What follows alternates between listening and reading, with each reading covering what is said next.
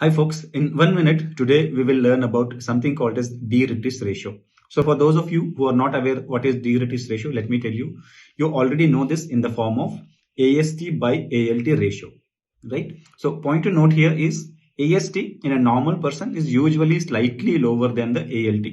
That is why for a normal person, AST by ALT ratio or DeRitis ratio will be less than 1, right? But when you have particularly alcoholic hepatitis and some other disorders like cirrhosis, and when you have some extra hepatic causes for AST elevation, you might have AST by ALT ratio or DeRitis ratio more than 2.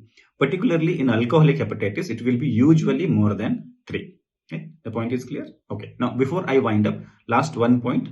ALT is more liver specific because AST can be produced by extra hepatic sources also. It is expressed in RBCs and muscles.